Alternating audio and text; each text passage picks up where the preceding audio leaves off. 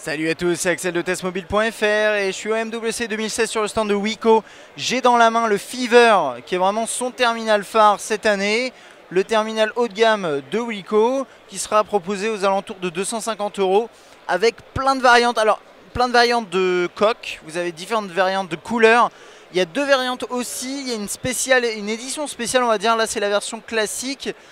Non, là c'est la version spéciale, pardon. Et la version spéciale, qu'est-ce qu'elle a de différent ?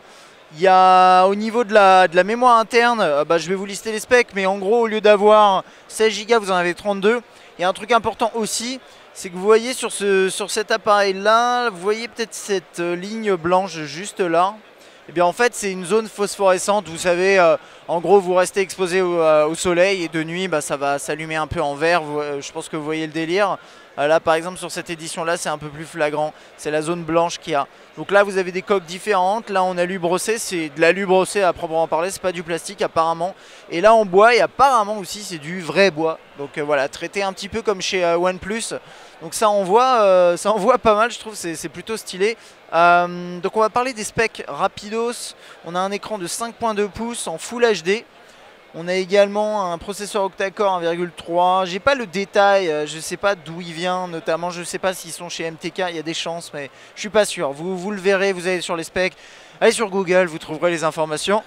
13 mégapixels à l'arrière, 5 mégapixels à l'avant, avec d'ailleurs un flash à l'avant pour faire des autoportraits éclairés.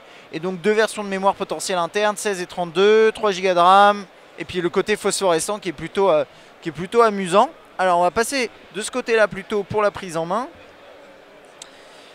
Et donc voilà, j'ai la sortie audio, j'ai une LED qui est sur la gauche que vous voyez, ouais vous devinez.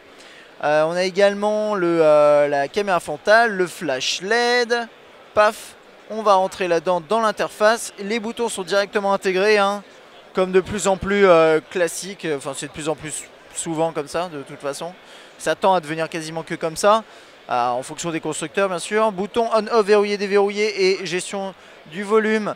Sur le haut on a tout ce qui est jack 3.5, micro USB en bas, rien de ce côté là. Alors la SIM doit s'insérer, ouais la coque a l'air amovible, vous voyez il y a une petite fente. Puis là cette jolie coque en bois, hein. Honnêtement elle est sympa, sympathique comme tout. Et puis on va faire un petit tour dans l'interface.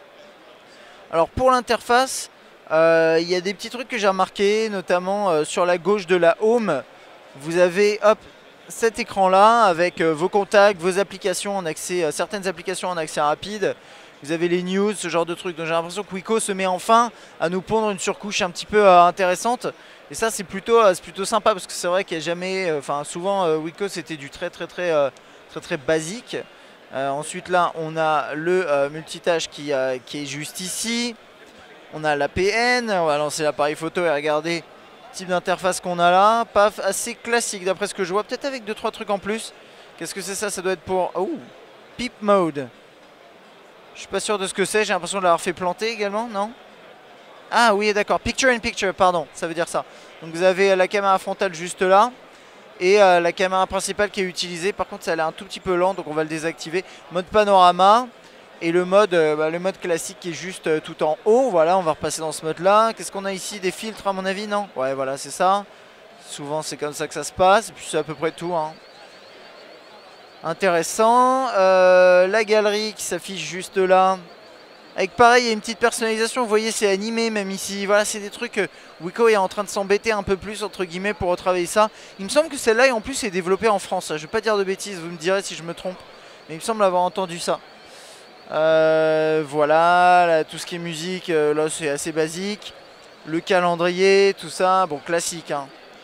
C'est proche de ce qu'on a sur un Nexus, pas tout à fait la même chose, hein, mais proche. Ce qui est lampe torche.